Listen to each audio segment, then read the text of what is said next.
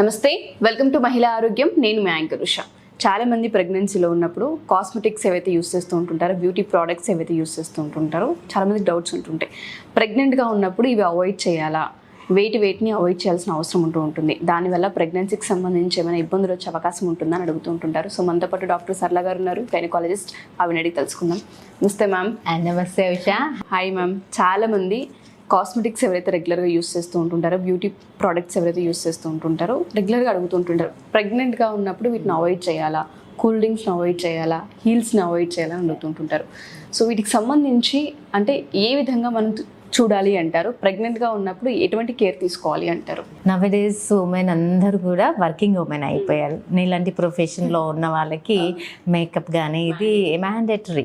ఏవైతే ఈ pregnancy conceive అయిన తర్వాత మన వర్క్ కూడా ఇంపార్టెంటే. వర్కింగ్ ఉమెన్స్కి ఏంటంటే వర్క్ ఆపేసి ఇంట్లో కూర్చోవాలంటే వాళ్ళు ఏంటి ఆల్కహాల్ వాళ్ళు విత్డ్రావల్ అయితే ఎలా అవుతారో వర్కహాలిక్ వాళ్ళు విత్డ్రావల్ అయితే అలా అవుతారు అనమాట. వర్కహాలిక్ ఉండే వాళ్ళు ఉంటారు, వాళ్ళని అన్ని ఆపేసి కూర్చో అని చెప్పలేం కాబట్టి.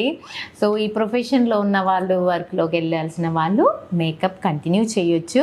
బట్ ఆ మేకప్ ఎలా ఉండాలంటే ముందులాగా హార్డ్ మేకప్ కాకుండా లైట్ మేకప్స్ అండ్ లిప్స్టిక్స్ అట్లాంటివి న్యాచురల్ ప్రొడక్ట్స్తో, అంటే ఫ్లవర్స్తో తయారు చేసినవి కానీ, హెల్దీ ప్రొడక్ట్స్, ఎక్కువ ప్రిజర్వేటివ్స్ లేనివి, ఎక్కువ కెమికల్స్ యాడ్ చేయలేనివి అలాంటివి వాడుకొని లైట్ మేకప్స్ కానీ లిప్స్టిక్స్ కానీ వాడుకొని. ఎందుకంటే తన లిప్స్టిక్ మేకప్ల కన్నా కూడా తన వర్క్ ఇంపార్టెంట్. తను వర్క్ చేసుకుంటూ తను హ్యాపీగా ఉంటేనే బేబీ హ్యాపీగా ఉంటుంది.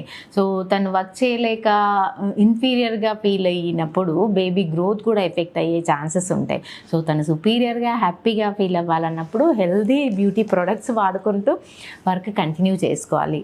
అలాగే పర్ఫ్యూమ్స్ విషయంలో కూడా పర్ఫ్యూమ్ వేసుకుంటే తనకు ఒక పాజిటివ్ వైబ్రేషన్, పాజిటివ్ ఫీలింగ్ ఉండి వాళ్ళ హెల్త్ హ్యాపీగా ఉంటుంది అనే ఫీలింగ్ ఉన్నప్పుడు సో లైట్ పర్ఫ్యూమ్స్, ఆ పర్ఫ్యూమ్స్ కూడా న్యాచురల్ రోజెస్ పెటల్స్తో తయారు చేసే పర్ఫ్యూమ్స్ ఉంటాయి, ఫ్లవర్స్తో చేసేవి న్యాచురల్ ఫ్లవర్స్తో చేసే పర్ఫ్యూమ్స్ ఉంటాయి. అవి చూసుకొని పర్ఫ్యూమ్స్ని ప్రెగ్నెన్సీ టైంలో సెలెక్టెడ్గా వాడుకోవాలి. ముందుది వాడినట్టు హార్డ్ స్మెల్, ఈజీగా నోజ్ ఏంటంటే కంజెషన్ ఉంటుంది అనమాట ప్రెగ్నెన్సీలో. ఈజీ స్మెల్, ఓవర్ స్మెల్ వచ్చినా కూడా ఈజీగా మనకి ఇక్కడ సైనస్లు ఉంటాయి. సైనసైటిస్ ప్రాబ్లం ప్రెగ్నెన్సీలో వచ్చే ఛాన్సెస్ ఉంటాయి అన్నమాట ఈ స్మెల్ ఓవర్ యూసేజ్ వాడడం వల్ల. సో ఏదైనా లైట్ మేకప్ కానీ లైట్ పర్ఫ్యూమ్స్ కానీ హ్యాపీగా వాడుకోవచ్చు. దాంతోపాటు చాలామంది హీల్స్ గురించి అడుగుతుంటారు. ప్రెగ్నెంట్గా ఉన్నప్పుడు వాడే చెప్పులలో హీల్స్ అనేది అసలు ప్రిఫర్ చేయొచ్చు అంటారు? ప్రెగ్నెన్సీ టైంలో మన సెంటర్ ఆఫ్ గ్రావిటీ మారుతూ ఉంటుంది. అంటే మనము ఈ పొజిషన్లో కూర్చున్నాము అని మనకు అనిపిస్తుంది, బట్ ప్రెగ్నెన్సీ బేబీ ఉన్నప్పుడు వాళ్ళ సెంటర్ ఆఫ్ గ్రావిటీ మారడం వల్ల వాళ్ళకే తెలియదు వాళ్ళు బ్యాలెన్స్ చేయగలుగుతామని. సో 2 వీలర్స్ మీద చాలామంది నేను 2 వీలర్స్ మీద వెళ్ళొద్దని చెప్తాను, బట్ 2 వీలర్స్ మీద వెళ్ళడం వల్ల వాళ్ళ కూర్చునే పొజిషన్ తెలియదు అనమాట. నా గ్రావిటీ ఇక్కడ ఉందని మనం అనుకుంటాం, బట్ గ్రావిటీ ముందుకు జరిగింటుంది. బేబీ ఉండడం వల్ల సెంటర్ ఆఫ్ గ్రావిటీలో తేడా జరుగుతుంది ప్రెగ్నెన్సీలో. దానివల్ల ఎన్ని 2 వీలర్ యాక్సిడెంట్స్ ఎంత చెప్పినా వినరు. ఆ 2 వీలర్స్ మీద వెళ్ళడం, ఫాల్ అయిపోవడం, రావడం. అసలు 2 వీలర్స్ మీద ప్రెగ్నెంట్ లేడీస్ వెళ్ళడానికి వీల్లేదు. ఎందుకంటే వాళ్ళకి తెలియకుండానే వాళ్ళు పడిపోతారు, వాళ్ళ గ్రావిటీ డిఫరెంట్ ఉంటుంది. అలానే హీల్స్ కూడా, హీల్స్ వేయడం వల్ల వాళ్ళ గ్రావిటీ వాళ్ళు బ్యాలెన్స్ చేయలేరు.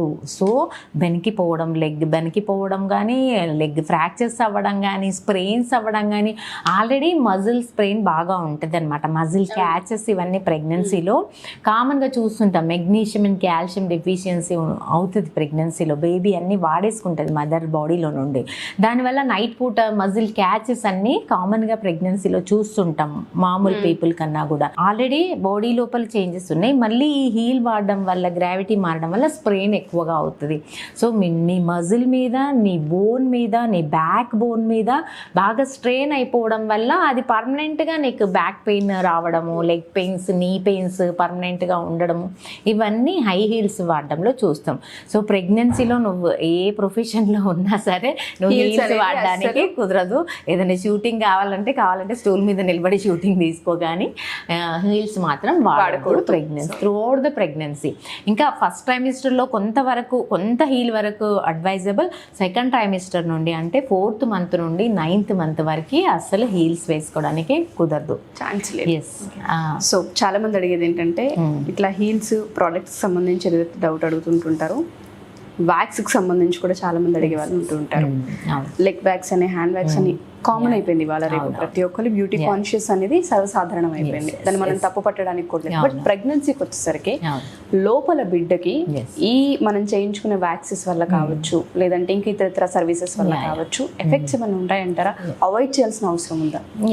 అంటే తప్పదు, ప్రొఫెషనల్ వైజ్గా అన్నప్పుడు మనము ప్రొసీడ్ అవ్వాలి, చేసుకోవాల్సిందే. బట్ మ్యాక్సిమం అవాయిడ్ చేస్తే బెటర్.